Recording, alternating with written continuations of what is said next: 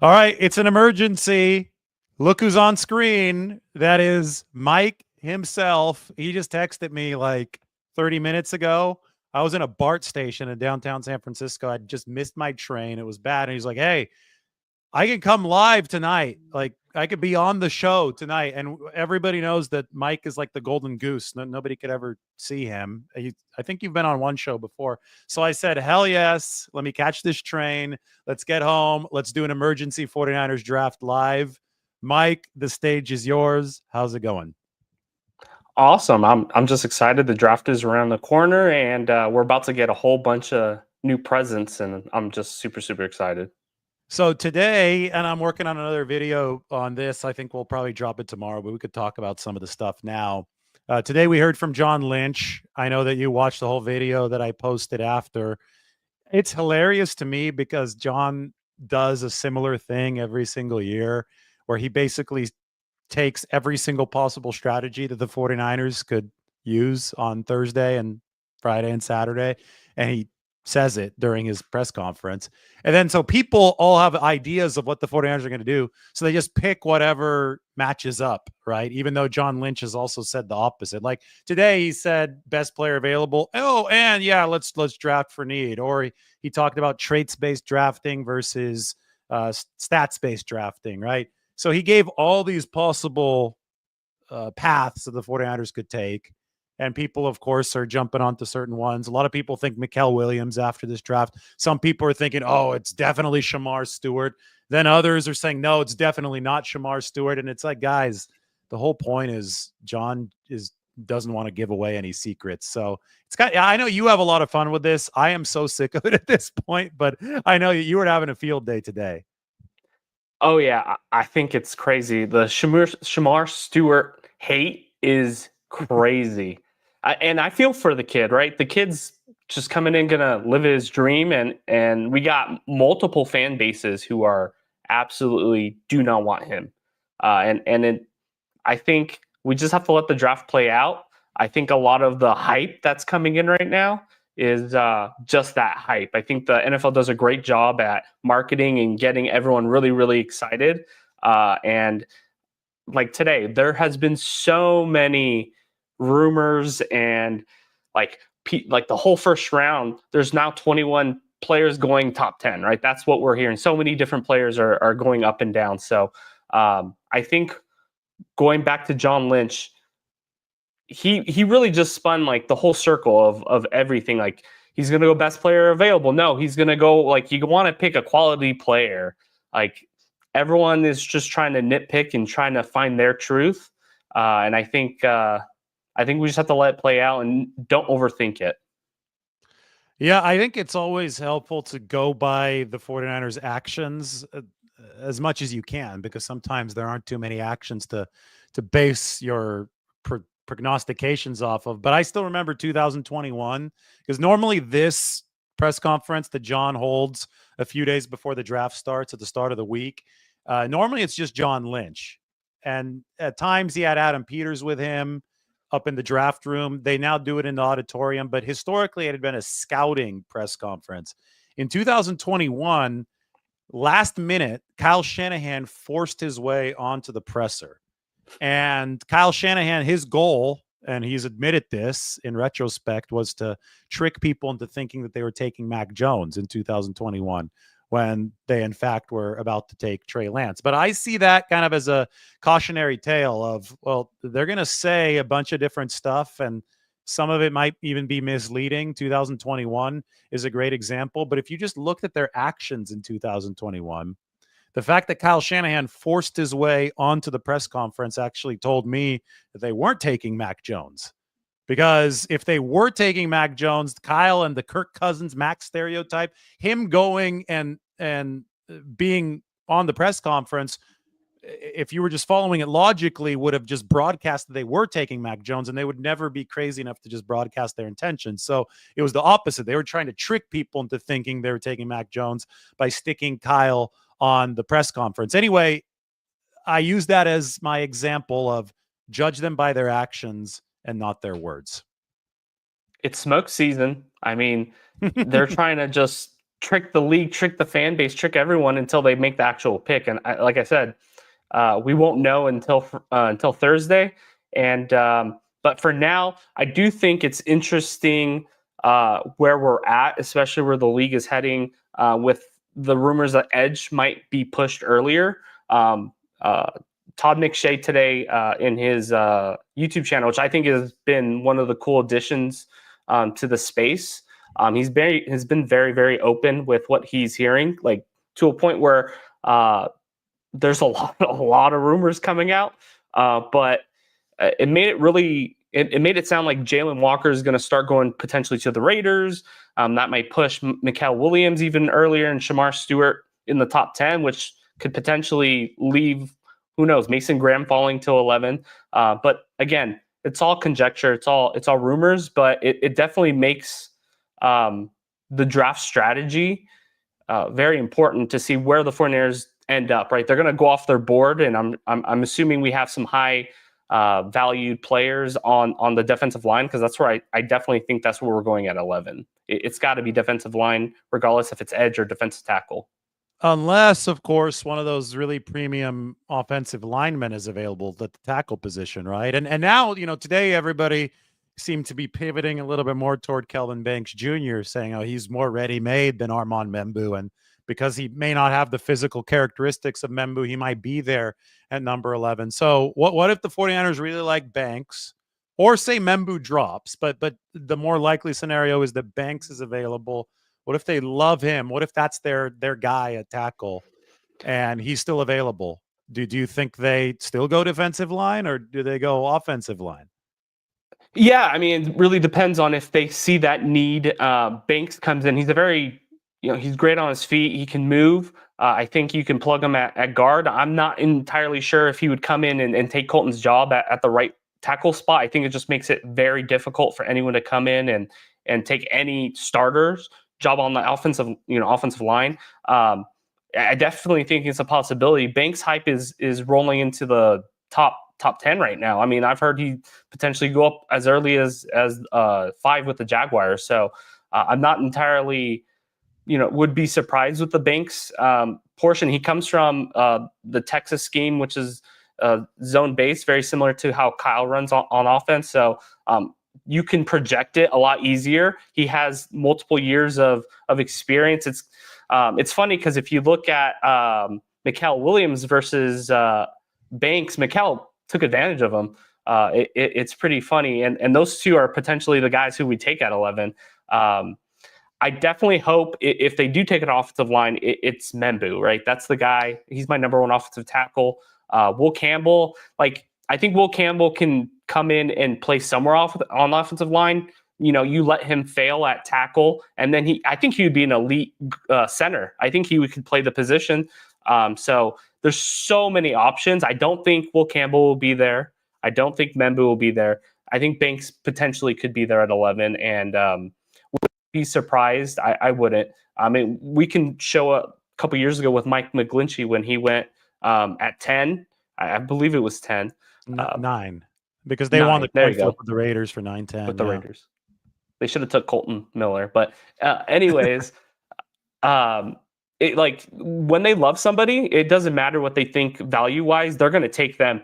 And if they come away from the past few months thinking, hey, Calvin Banks can come in, he could potentially be the long-term answer at right tackle, left tackle, whatever. I don't think they're going to play him at guard. If you take him, you're playing him at tackle. But they're going to take him at 11, and it'll be what it is. I think the 49 fan base won't be necessarily happy, but it's kind of like, hey, pick your battles. You want an offensive line improvement, but you don't like the guy they took. So I think he'll be fine, and I think it's something that I'd expect it. Like, if they take Banks, I wouldn't be surprised. He's a 30 visit. And it happens every year. I think teams evaluate considerably differently than the media and the fans do in several instances, right? So there are going to be picks that the 49ers and other teams make that don't quite match up with the big boards of analysts, but it's one of those things where we're just going to have to wait and see how each individual player does pan out. So people are going to be upset. People are going to be excited.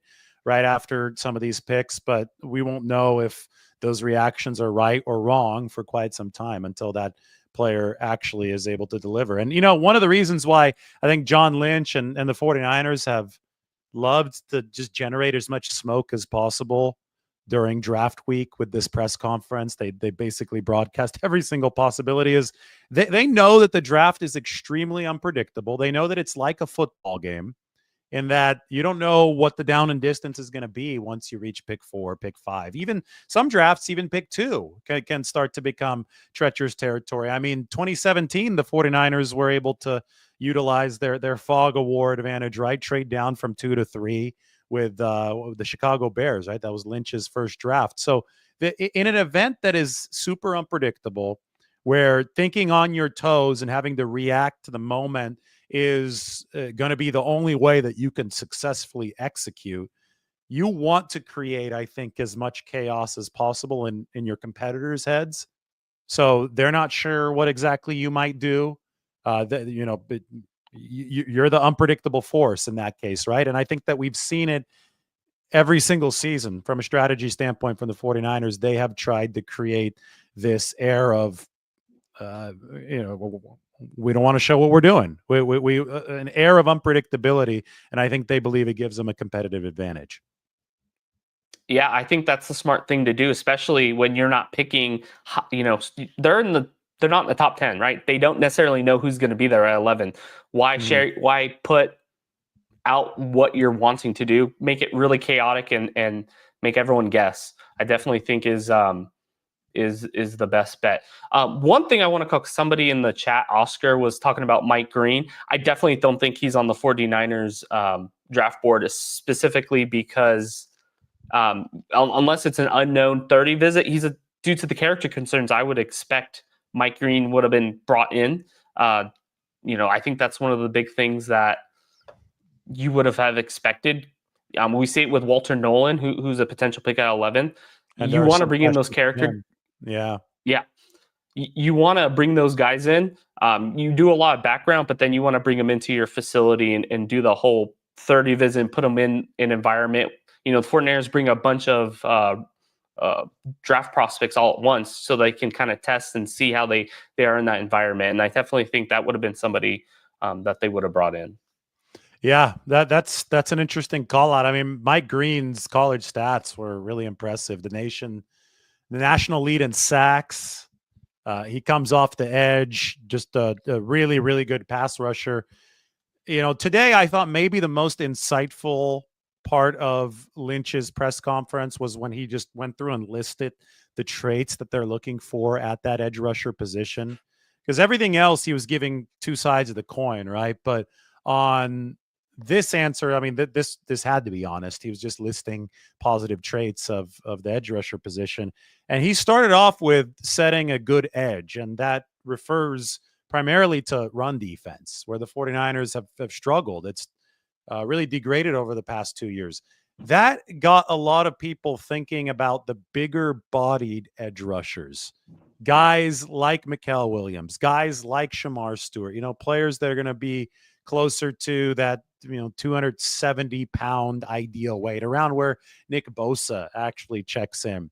Did you think that? Did your brain go to Stewart and Mikael Williams when John Lynch was just hammering home the importance of setting the edge at that defensive end spot? Yeah, I think Mikael Williams is the guy that I would have put in that box, right? You could say Shamar Stewart. He's good against the run as well, but putting together the big-bodied DN who can set the edge and stop the run, that is Mikael Williams to a T. Then comes the production part, which Mikael Williams does have production. Shamar Stewart definitely doesn't.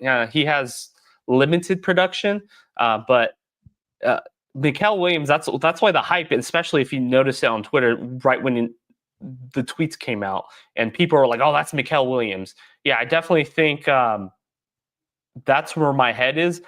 And especially with what the available players that are coming out, I don't think there isn't a connection with what he said. And then we might be looking too much into it, specifically because we're trying to find, names that connect with traits. I definitely think Mikael Williams fits that mold. It's just, is he going to be there at 11? There's even talk that he might go up as early as 7.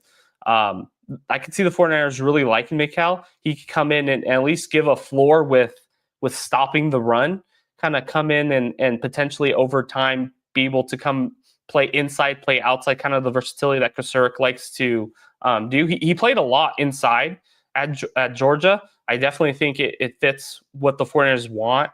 Athletic profile, size profile, and then the GTFO that Lynch and R&D came out with past few years. I definitely think he fits that. We'll see what happens. I don't know what's your thoughts on Mikael, because I know you did a video a couple of days ago, but like, do you think, because there's a two sides of the coin, right? There's people who really like him and think he can come in and make a big difference, and then there's the other side that they don't know if he can develop that pass rush element to his game.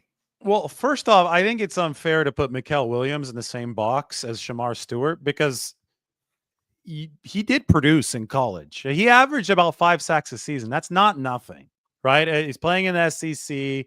He's over there with Georgia, and he's also not getting quite as many snaps because Georgia was so deep along the defensive line. But he's still averaging a consistent 5 sacks. Meanwhile, Shamar Stewart had 4.5 sacks over 3 years. So that was 1.5 sacks a season. So when you talk about traits versus production, I think a lot of times people unfairly put both Mikael Williams and Shamar Stewart in the same bucket. They're like, these are 2 traits guys that didn't produce, and if the 49ers pick them, they're taking this risk because they're going to have to develop them into actually being productive players. And I don't think Mikael Williams fully falls into that bucket.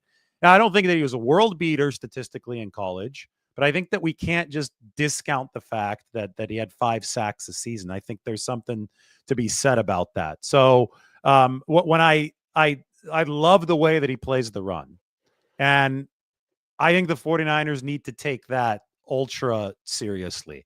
This is a team that it won't matter what they do defensively from a pass rushing, from a coverage standpoint, if they get run over in the ground game the way that they have over the past 2 seasons, especially last year. But it's a problem that goes back to the NFC title game against the Lions. That first half was brutal. The only reason they got away with it was because the Lions shot themselves in the foot and fumbled early in that second half. I mean, if you think about all the things that had to go right for that comeback in the NFC Championship game, one of those things doesn't go right. I mean, we're probably talking about that run defense being atrocious a lot earlier than what actually happened. And now I think it's a point of focus this offseason. And it's not just the secondary edge position opposite Bosa that's got to be good against the run. They have to make sure that weak side linebacker is physical, is able to fire the gaps, fire the right gaps. They're going to have to replace Dre Greenlaw there. They're going to have to make sure their safeties are taking better angles. But a lot of it does start setting the edge, the way that John Lynch said today was at the top of his list for that edge rusher position. And I'll say that Mikael Williams does a really, really good job of that. That's something that's been consistent. Now, the knock on him that is really interesting to me is that people are saying he's the same player when he was a freshman as 2 years later when he was a junior. Statistically, there's some merit to that argument, but this is where we get into what you were alluding to, the R&D, some of the more nuanced metrics. The 49ers are going to be looking at get off. They're going to be looking at several other indicators that we probably don't even know right now because they keep this stuff confidential. And they're going to be projecting how well do these specific indicators project into our scheme. And if they think that everything for Mikael Williams that's under the radar, that the R&D department has unearthed, if they think most of that points to him fitting really well in their wide 9 with Chris Kocurek, I can absolutely see that being the pick. Yeah, I definitely think we'll see how that plays out. I definitely think edge is the spot right now with how the draft is kind of playing out. The defensive tackle class is just so deep. I know we've talked about it countless on the channel, and every pundit talks about the defensive tackle class. And I definitely think there is a group of edge guys that there's a drop-off, right? I think there's a drop-off at every position, and it could be, you might have 4 or 5 edge guys as a first round projection, and then you have a second round projection, that's when those runs happen. And that's the fear here right now. If a run happens pretty early, who's going to be left at, let's say, later in the draft? There could be pulling some guys who potentially have second round grades that come in, especially in this type of draft where it's very, it's not top heavy. It's really deep. It might pull some guys earlier, and then the 49ers are like, okay, what do we do in the second round compared to the first, right? Because you got to look at the draft as layers that come together. When you take an edge guy in the first, more likely, if you have a deep defensive tackle class, you could take your guy in the second, third round. There's going to be available. If you take a defensive tackle or an offensive tackle at 11, what does that look at with the edge class in the second, third, or fourth round, right? There's a bigger drop off to me at the edge class than defensive tackle. Yes, I will say my mock draft, I really like Elijah Roberts out of SMU as a potential fourth or fifth round pick. And here's why. He's 285 pounds, which is unusually large as an edge rusher, but he was still able to pressure the quarterback. He had 18 sacks over the final 2 seasons of his college career. But at 285, you would think that this guy would be able to translate some of that size, the strength, the command, the edge against the run. And I do think it's important for us to zoom out and talk about this draft as far as rounds 1 through 7, and not just what may happen at this first round pick and how the talent may drop off after that, because it's really clear that the 49ers and a lot of other teams believe that this is a really deep draft. John even said today that he thinks that there are starters heading into day 3 of this draft. So they may not be spectacular players, but that's not the point. The 49ers have plenty of spectacular players. They need the meat of the roster to be younger, faster, healthier than it was last year. And if somebody like Elijah Roberts or, a player comparable to that is available in the 5th round in the middle of this draft, the 49ers have 11 picks in this thing. That could be the difference for this team as they try to really retool this on the fly. Yeah, and on that point, when you mention there's starters on day 3, I definitely think maybe I'm reading into it too much, but he might have tipped his hand. Like, this is such a deep draft at running back. That's a place that you can find a starter on the 4th, 5th, 6th round. I definitely think that's where the 49ers will target that. But back on your point regarding edge, it really just depends on how important they see that position compared to the overall roster, right? And again, that's where the give and take on taking BPA compared to going what's your needs. And so for me, I definitely think defensive tackle is their biggest need, but the 49ers have always invested heavily at the edge spot earlier than the defensive tackle. And yeah, of course, the 49ers had Buckner, they had Eric Armstead. They did take Kinlaw in the first, but they had moved to Buckner. But I did a probability model a couple days ago, and typically the defensive tackle has like a grade of a 4th rounder is where their average position at taking that spot, and where the edge was around the 2nd. We had Nick Bosa, we have Drake Jackson. There's been countless times, and we haven't taken an edge in a few years. I just don't think you can find premium edge guys later in the draft. If you're going to take an edge, kind of similar to the offensive tackle position, you're going to take them earlier, and those guys are going to be potentially your stars, especially in the wide 9. It's really I think traits-based. It's really traits-based. So to me, it just makes the most sense to take that edge spot at 11, go target that defensive tackle in the 2nd, 3rd, 4th round, and kind of build a core of guys, right? You're not necessarily looking at the defensive line draft as a one individual person. You need to look at it as a whole of guys that we need to bring in. There's potentially we need to bring in 4 to 5 guys to add to the room. That's the facts. And the 49ers are showing us their hand this entire time. Like, hey, let's cut all our defensive tackles. Let's move on from Floyd. Let's rebuild this with youth and in a group of players. And that's what I think. I think we need to look at it as a whole. And 49ers just need to bring in 4 to 5 guys. I don't know where they come from in the draft. You could even look at undrafted guys. The 49ers mentioned, or John Lynch mentioned today, that he has 200 players rated as a draftable grade. Last year was at 170. I think that's a point of emphasis with the undrafted group that they're going to bring in. It's not necessarily the guys that they're drafting, but also the guys they're bringing in from UDFA.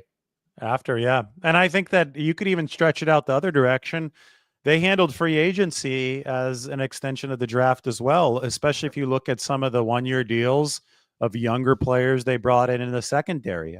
Trey Brown, cornerback, who started for the Seahawks, but dealing with an ankle injury. I think that was not dealing with it anymore. He dealt with it last year.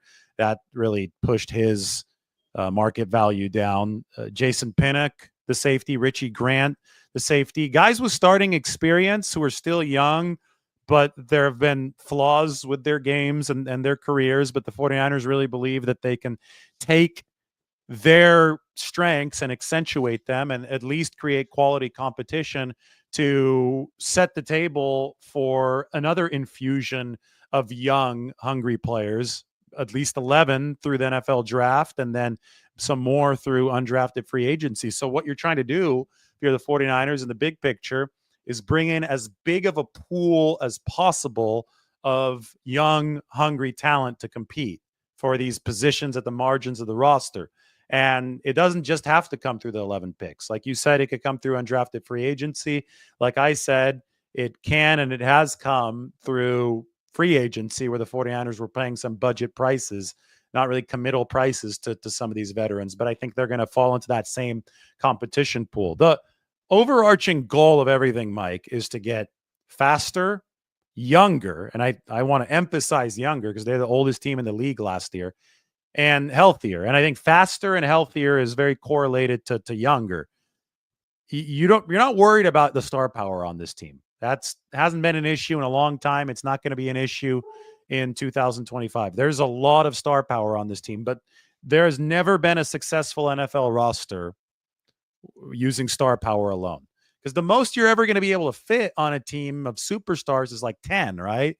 49ers might have like 8. So they're near the max. Like it's just impossible to have any more than that. But then there are spots 8 to 53. That's always going to have to be a cost-efficient player. And it's always going to have to be a hungry type of player that fills those roles. Speed is going to be really important if you want to win a Super Bowl. Spots 8 to 53, that's what the 49ers have to attack. They attacked some of it in free agency. They're going to attack some of it in undrafted free agency. But the meat of the operation is these 11 picks. Exactly. And I think the biggest point of emphasis for me going to see what the NFL draft, what happens this week is the linebacker spot. Like I'm assuming they have a lot of confidence in D Winters, but I want to see what they build depth wise. I think the biggest issue last year outside of our defensive tackles came from the linebacker position, not Fred Warner. I know he had his ankle issue, but Campbell was horrific last year. D Winters couldn't stay healthy. It was not good. I think that's the position that I'd love to see. I still love Campbell, Jaheed Campbell from Alabama. To me, he'd be the guy I would take if he was entirely healthy at 11. He's a top 10 pick in my opinion. If it was up to me, I understand he might drop, right? Because the health issue. Yeah. It's possible. There was a report or a video came out. He was running already, and he's going to be ready to go by training camp. But again, the health part, and that's one thing that we don't know with all these players is we just don't know the health checkups. We're starting to hear rumors on certain players. Derek Harmon. Derek Harmon. I mean, to me, he's a guy who I could I could see him going at 11. I could see him going at 15. He could drop to the second round. Maybe he's there at 43. 49ers get super lucky if that happens. That would be, imagine if the 49ers get Mikael Williams at 11 and Harmon drops to 43 and you feel comfortable at 43 with potentially whatever the medical issue is to take him there. And you're like, okay, now we have two starters who can come in on day one, have a specific role in mind, and you feel pretty comfortable with that group, with whatever you do depth-wise, beyond the draft. But like I said, linebacker's the spot, though, that I'm most excited to see how they fill it. Not necessarily because there's a big need, but because we have Robert Saleh, he drafted Fred Warner. He was a big reason why they drafted Fred Warner. Big reason why they drafted Dre Greenlaw, the third. And I believe Greenlaw was a 5th-round pick, right? Greenlaw was a 5, yeah, in 2019 after the Senior Bowl. I mean, if the 49ers can get, a startable player in the 5th round at linebacker, that's a home run, in my opinion. We'll see how it plays out. I don't necessarily see we can look at the traits or the way that Robert Saleh likes his linebackers playing that safety converted to linebacker position. I don't necessarily see that in this draft. This is just not a great linebacker position. Campbell, in my opinion, is the top guy. And then There's you have Bossa from Oregon, right? Jeffrey Bossa. Yeah, he's projected to go between 3rd and the 4th round. There's the UCLA guy who I can't remember his name at the top. Yeah. No, the other guy. He's the linebacker 2 who's going to go potentially at the beginning of the 2nd round. Invader the higher ranked one, yeah. Yeah. Invader in the chat is huge on him. Carson. He could be a guy. I mean, he's a 1-year starter. That's the only concern, and he played outstanding. That he's potentially going at the end of the 1st, early 2nd. It's when you started talking about Harmon dropping the 43 and Mikael Williams being the pick at number 11, I immediately thought, it might sound outrageous now, and it could possibly not happen, but that's the type of thing that could happen based on the numbers at each position in this draft. There were 43 defensive tackles invited to the NFL Combine this year. That was 15 or 16 more than the year prior. So long story short, this draft is loaded with defensive tackles, which means anyone who has some kind of medical flag come up or, just any kind of red flag come up, there's a larger risk for them dropping in the draft than in years prior, just because there's a higher supply of other defensive linemen to take their spot. So if there is real concern here medically regarding Derek Harmon, I think he's at greater risk of dropping down to a spot like number 43 than he would have been in another draft. So it's that kind of dynamic that we should probably keep in mind. And I also circle back to what you said earlier. Edge is that one position on defense that you usually have to use a valuable draft pick because it's so traits based. So say the 49ers think the same way that you are, Mike. They go with edge, say it's Mikael Williams. There's a good chance that some really good defensive tackles, just by the numbers game, are available when they next come aboard at number 43.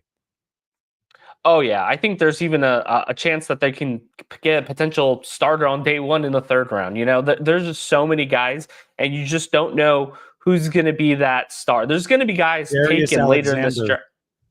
Exactly. And he's 25. He's probably going to drop because of the age. Mm-hmm. He comes in, he's a day 1 starter, in my opinion. I mean, you could potentially, he's projected to go late 2nd, early 3rd. Who knows? Maybe he goes to the 4th. I think there's going to be guys that you're going to be able to take mid-round, specifically at the defensive tackle spot. I mean, CJ West, he's one of my guys. One of the guys that I'm really, really looking forward to seeing where he goes. He's just, a guy that you bring in, he's going to stop the run. You're going to be able to get that in the 4th round. That's a role. That's a big role that the 49ers need right now. To me, that's this couldn't be a better time for the 49ers to rebuild this defensive line, this defense. Of all drafts, if they would have done this last year, I know that the Rams were able to rebuild with 2 guys with the 1st and 2nd round pick, but it wasn't touted as a defensive group that was going to be outstanding. Weren't there wasn't I think a different offensive players last year or something like that? The first half. Yeah, of the first round? I think the Colts took the first, if I remember correctly, the Colts took the first defensive player at 15. I mean, the 49ers are coming into riches with all their needs.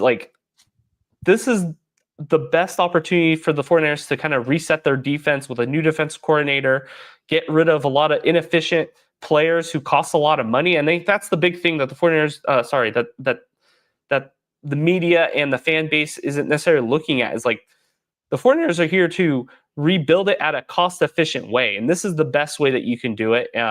It may not be the most exciting part because they're not bringing in big names from free agency, but they're going to bring some players in who are going to have massive roles this year, and I'm really pumped to see who they specifically pick.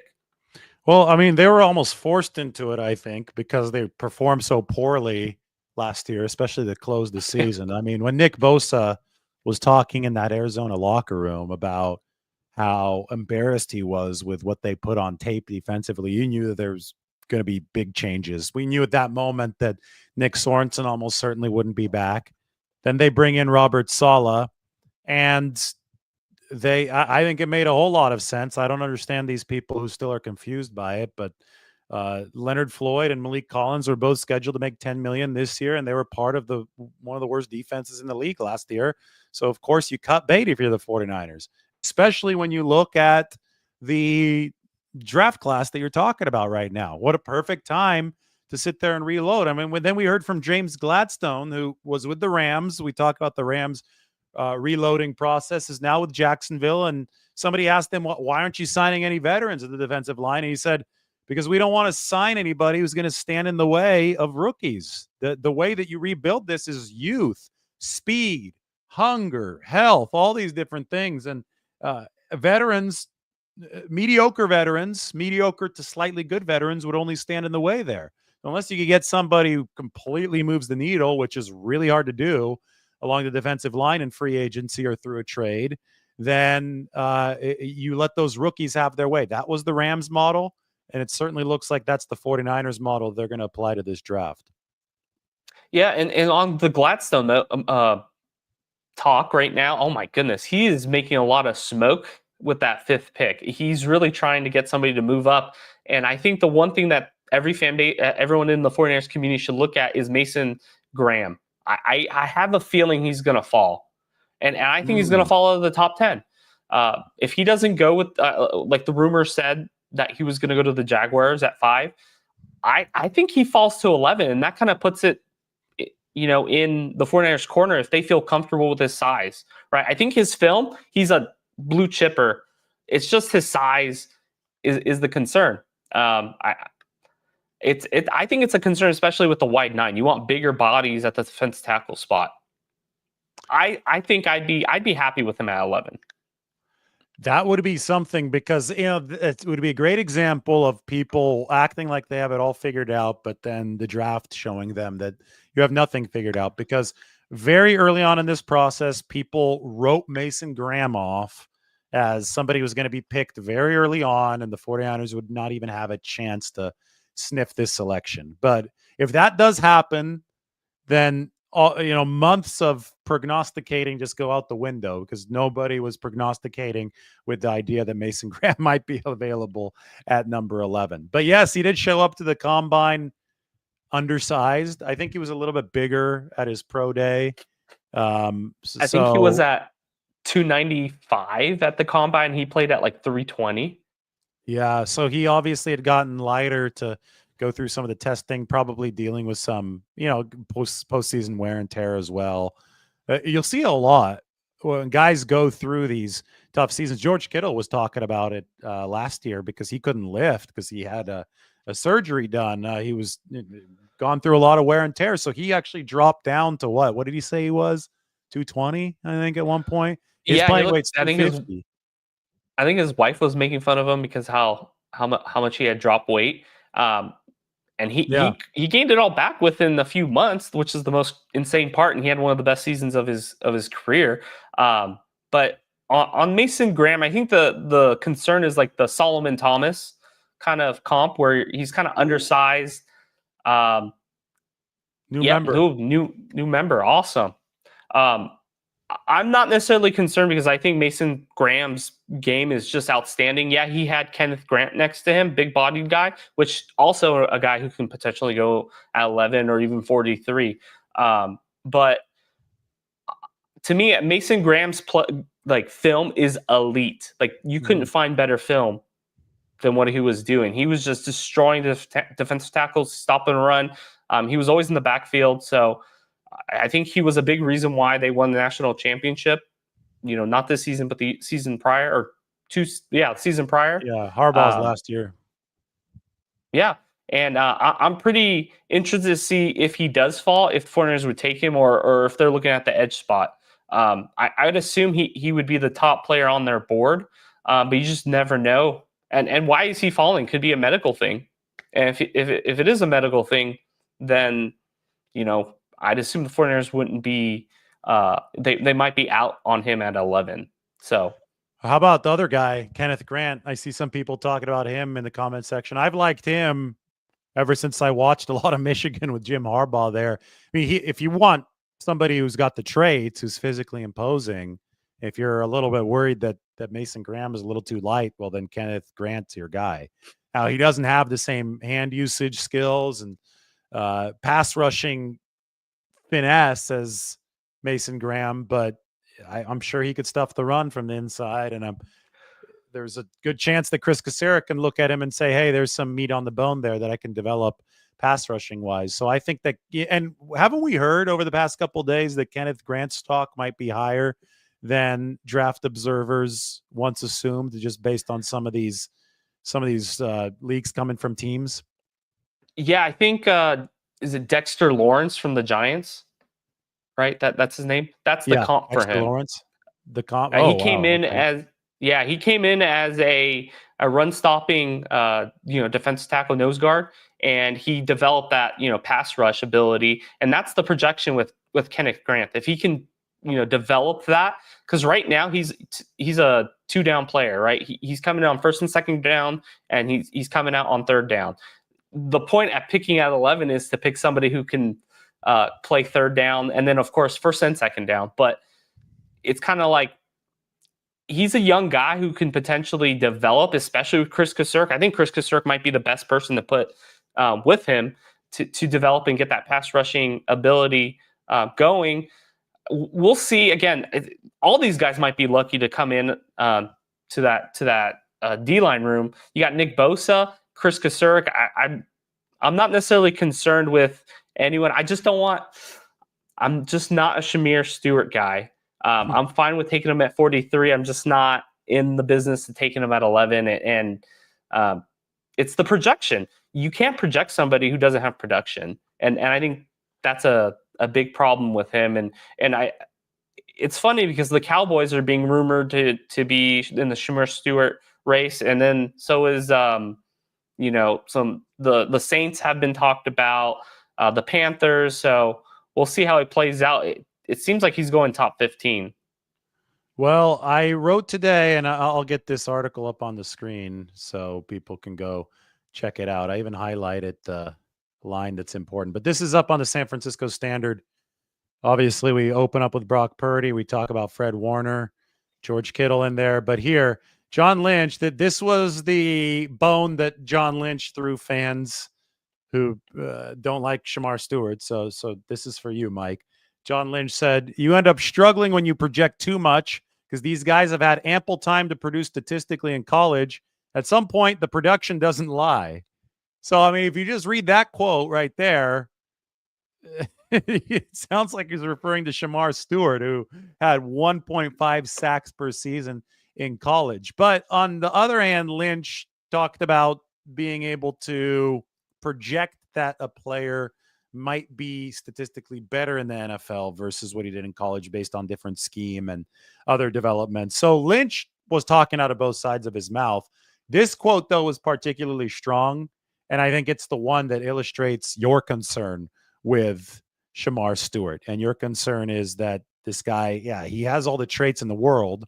He's got a relative athletic score that's perfect, literally a perfect 10. I mean, we made a video about this guy after the combine because he was so good athletically, but he just hadn't produced on the stat sheet. And Lynch even said these guys have had enough time. Like, and Shamar Stewart is no exception to that, right? He had a full 3 seasons and he was averaging, or he managed only 1.5 sacks in each of those 3 seasons. So the 49ers would have to find really compelling reason that things would change in the NFL versus how he did at Texas A&M. Yeah, and I went to go watch him right after the combine just to get an interesting perspective as to why he wasn't producing. And to me, his highlight reel, even his they were all coming off of being unblocked. He has speed, and he just got the quarterback. Those 4.5 sacks aren't very impressive. He does have good amount of pressures. He just whiffs like the quarterback. He has no vision on the lanes to get to the quarterback. He whiffs a lot of the time. And maybe he's a young guy and you put him in the right system. But I think from what I remember, he has 1,000 snaps in college. You would want to see more to feel comfortable to take him at 11. Yeah. And again, when we talk about the balance that Lynch discussed the 49ers wanting to strike between college production and also that traits-based upside, if there is one player who seems to fit that to a T or fit that best, it is Mykel Williams, right? Because I think it's unfair to put him in the same bucket as Shamar Stewart because he had 5 sacks this season. He had 15 sacks over 3 years. It's a whole lot more than 4.5. So he's doing stuff at the highest level of college football, and he's also setting a really, really nice edge against the run. Something that Shamar Stewart should be able to do with his size and his athleticism, by the way. So they did host both of these guys on 30 visits. So it's obvious that the 49ers are intrigued enough by both to want to know more, and they were both in the facility last week. I kind of want Shamar Stewart to be the pick at 11 just to be a troll to the 49ers community because it's gonna be wild. I mean, I might be upset too. So you told me you'd be pissed if it was Shamar Stewart today, I would be not happy, but at the same time, it would be kind of funny to see everyone overreact because he can set an edge. Again, I would be more than happy to take him at 43. I'm just not sold that he's a first-round pick at 11. Mykel Williams, to me, it's just the floor, right? At worst, he's going to be able to be a two-down edge player who can stop the run. And maybe he could play inside, and I think that's his floor. It's hard to kind of guess what the floor is with Stewart. I don't know if he's even in the league in 2 years, and hopefully he does. I want the kid to be successful. I mean, this is his dream, and it's pretty awesome that he's able to have a insane athletic profile. But I just want someone else to take the gamble, not the 49ers. What are your thoughts on Jalen Walker? I think he's too undersized for the 49ers, and I don't necessarily think he's as productive as people are seeing. He just doesn't have the typical edge body that you'd want for a wide 9. He's kind of he's not good as a linebacker. You don't want him to be in coverage, and I know we get that Micah Parsons comparison. I just don't see it. I'm not sure if he's good enough of a edge guy to just be an edge in the NFL. I think at the end of the day, I know we got the Hassan Reddick comparison also. Again, he's not going to be there at 11. It sounds like he's going top 10. I just don't see the 49ers taking him, and I think I'd rather.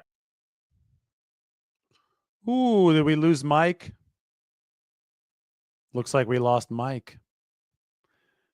Well, I guess I'm used to talking on my own, so I'll take over until Mike maybe finds his way back into the room. Here he comes. Maybe. Huh? He's in the stream with audio only. I can hear you. No, I can't. Well, this is fun. We get Mike on the stream, even if we do have some technical difficulties. Well, he cut out really, really quickly there. I think he's back, audio only. I can hear you.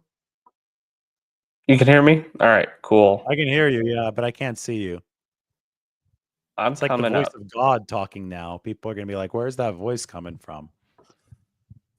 This is Mike himself, by the way. You're back, but the screen is just the black square on my end. I can see myself on the screen. Oh, now I can. Now I can see you. It's on. All right, you're back. Perfect.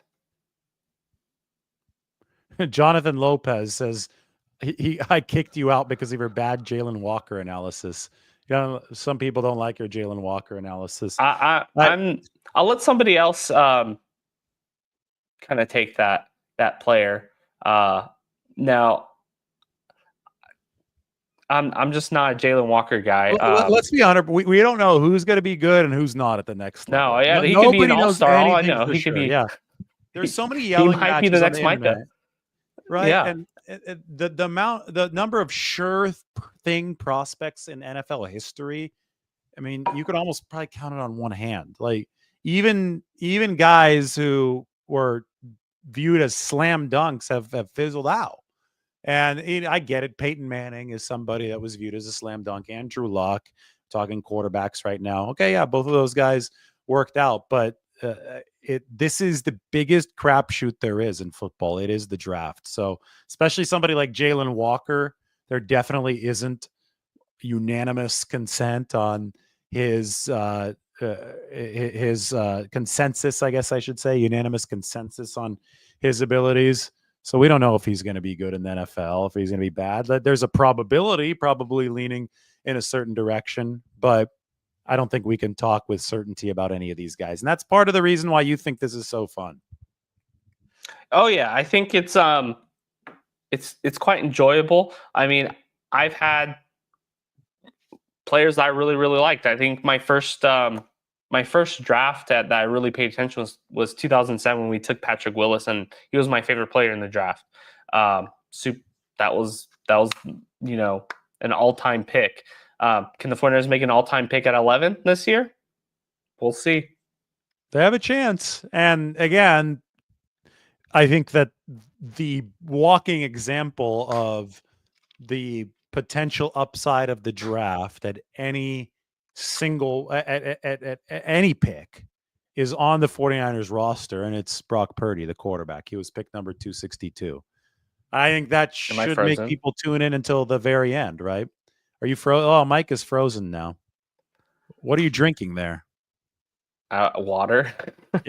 But that's all happened in the past. So I'm looking at this picture of you drinking water, and now you're gone. We keep on losing Mike. It's going to be time to sign off soon anyway. Maybe we'll answer a few questions here, and we'll go from there. This was like an emergency live that we just pieced together at the very last minute. It's late at night. I figured, hey, we put up a ton of content today. Let's get Mike aboard. Mike said that he was available. Everybody wants to see Mike and hear Mike's draft thoughts. And there's just so much speculation flying around right now that I think that we could afford to just talk and get ready, brace ourselves for the formality that is to come on Thursday, the NFL draft. Mike went for a burrito. That's what Brian says. Yeah, that's what I usually do at this time of the night. But Mike has ghosted us at this point. I'll go with that story. Mike went for a burrito. I do want some good questions, though, because if there are a couple good questions, I could wrap up this show myself in case Mike's technological situation does not improve. Yeah, Mike went to Taqueria Cancun. Just decided to walk out on us at 10:23 p.m. Jonathan enjoyed having Mike on despite disagreeing on Jalen Walker. There he is. No, maybe not right now, but I can talk. You can talk. Cool. Everybody hear Mike? I hope they can. If you can hear Mike, it's going to be like the voice of God. He's going to be chiming in every once in a while. I'm just waiting for a few questions here. And if we do get a couple good questions, we'll try to wrap up, Mike, before the hour is up so we can keep this under an hour. At 53:40 right now. How was the energy in the room from the players? The only two guys I saw today were Christian McCaffrey and Fred Warner, and there was a lot of good energy from both of them. Christian is fully healthy. Fred actually went out and said, this was surprising to me. He said that he was happy with his compensation this year. I don't think it's surprising that he's happy with his compensation. He's making about $22 million this year from the 49ers, but the fact that he went out and said that, I think that's a really good sign of good faith from Fred Warner toward the 49ers as they potentially try to negotiate a contract extension a year early today. Brian asks, what position, if all are on the table, is the most valuable to the 49ers? I'm assuming edge or tackle. Mike, are you there? Can you answer this one? Can you hear me? Yeah, I can hear you. Okay. Sorry. And just a last second with Warner. He has any guarantees left on his contract? No guarantees for Fred Warner. The last guarantee was essentially this year, the buyback bonus. So 3.6 million. And then his contract, I think it's like 15 million or whatever in the base salary. Maybe a little bit more than that. Maybe it's like 17 is going to vest into a guarantee after week 1, as it does for all veterans. Gotcha. Okay, so for the most valuable position, I'm going to go with tackle. If let's say Trent Williams had retired, that would have been the pick at 11. It would have been a lock, or at least they would have tried to move up to get Membu or something. I just don't see how they, they have all their assets currently on the offensive line going to Trent Williams, and everyone else is making peanuts compared to him. And I think if he would have been gone, that would have been the discussion point where, like, how are the 49ers going to replace Trent Williams? I think Trent's the best player on the team, or has been the past few years, one of the best players in the league. And the 49ers are just so lucky that they were able to trade for him a couple years ago for a bag of chips. So here's an interesting question. What is Parag like as a person, as a professional? Is he as insufferable as some of the 49ers content creators portray him as? I will say this. I don't watch other shows. Mike, you do a better job keeping a tab on other shows, but I can guarantee you that people talking about Parag probably have never met him and are just basing whatever they're saying on stereotypes that they see on Twitter. Here are the facts of the matter. The 49ers have spent more money than any other team over the past 6 or 7 years in the NFL.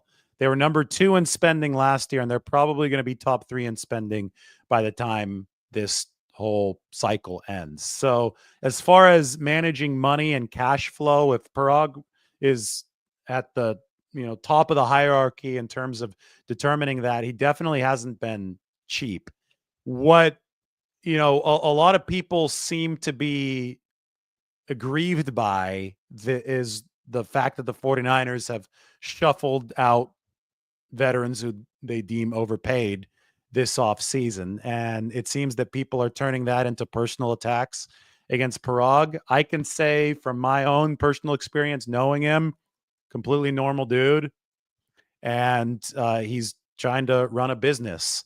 He's trying to run a business over in Leeds too. They may acquire another soccer team over in Scotland. So I really don't understand all this hand wringing about Parag. I think it's a really good question because we see it everywhere else. But I just think that it's like the cool thing to do is to talk poorly of him right now just because the 49ers are clearing out some of the book spending wise. But the facts of the matter say that they're spending at the top level in the league, and that's going to continue moving forward after they get done with Brock Purdy and George Kittle. Yeah, I don't understand the hate on Parag, and I think a lot of it has to do with the past few contracts. They see it as the player one. Well, like, it was Nick Bosa who just came off the Defensive Player of the Year, and then Brandon Ayuk had one of the better seasons in all of the wide receivers in 2023. Like, yeah, they were going to have to spend money. Yeah, it took a while. But the thing with Parag, and I think he's one of the leaders with how the 49ers manage their cap in the league. Like, he changes how the league and how the Eagles they're one of the other teams who do the the kind of manipulating the cap to the void years and how they restructure and things like that. Like, he's one of the leaders as to why we're doing this, how we were able to extend the title from 2019 and they lost the Super Bowl in 2019, but then have another run in 2023. Like, 2 different quarterbacks, they were able to rebuild and maintain, or they were able to maintain the roster and have cap flexibility. I mean, the way that we're looking at it now with the 49ers carrying over a mass amount of money, like, that's Parag's team, Parag and Brian Hampton, right? Who also manages Yeah, the he's the salary. contracts. He's the main salary cap guy, and Hmm. Parag will be the chief negotiator. And here's a good summary of some of the gripes. Fans are upset that there's a lot of drama. The reason there's a lot of drama is because they've got more highly paid guys than any other team, and it's a salary capped league. I guarantee you that any other team with this many A-list contracts would also have to drive the hardest bargain possible. Right. It's the Philadelphia Eagles, I think, are at on some level just getting there. They've drafted better than the 49ers recently. So their title team was built on the fuel of a lot of guys on rookie contracts, but they're going to have to re-up some players. And the 49ers just so happen to have guys at the top of the market at so many different positions.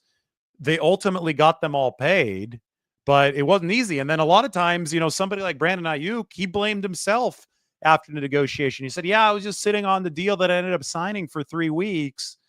How can you blame Parag for that one, right? I mean, it takes two to tango in these situations. So I agree with you. I think a lot of the anger is really unfairly placed. It's not an easy league to operate in because it's a hard capped league, and when you have a lot of good players, there is a force that the NFL has set up with the salary cap trying to drag you back to the mean, right? And this force is trying to drag the 49ers back to the mean, and they're trying to use all the financial Tetris that they can to stay ahead of the curve. And the draft is going to be a really important component of the formula that they're using to try to stay ahead of that curve. Yeah, I think Prog's been with the team for so long, and there has been some drama with like the Jim Harbaugh era, and no one really knows anything. They're just making assumptions, and it's easy to make clicks to hate someone. Um, no one in the media has any gripes. I'm assuming with Prague, like he's doing his job, and he runs the 49ers enterprise over there in with the soccer team in England, but also handling the contracts on the 49ers end. So I think it's wild when people hate people who don't even know who they are. So it's weird. Yeah. I think I talked to these people in the 49ers front office. We actually had Al Guido on last week. You should check out that interview, 49ers president. But I can say that they are all very, very desperate to get a Super Bowl win. It's not like anybody's trying to mail it in. Now, I mean, there are different strategies that you can employ to try to work around the salary cap to make that a reality.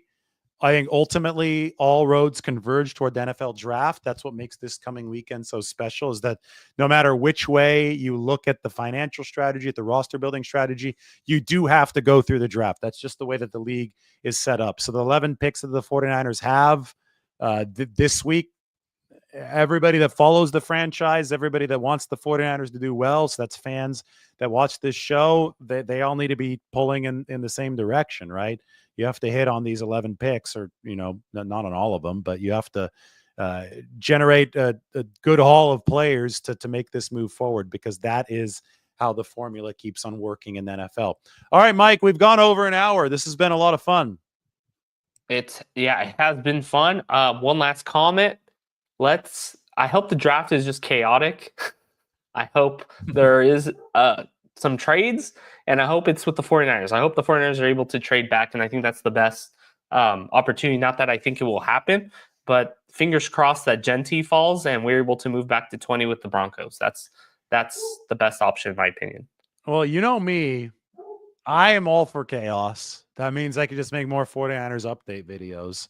So I don't cheer for a team. I cheer for as much drama as possible.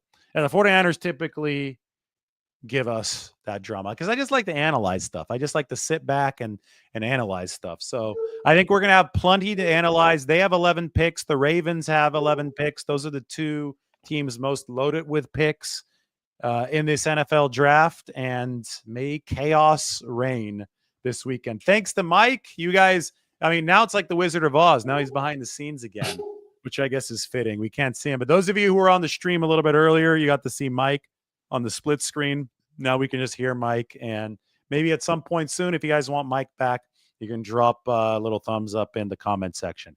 All right, everybody, thanks for watching. Have a great night. We will talk to you tomorrow. Thank you, guys.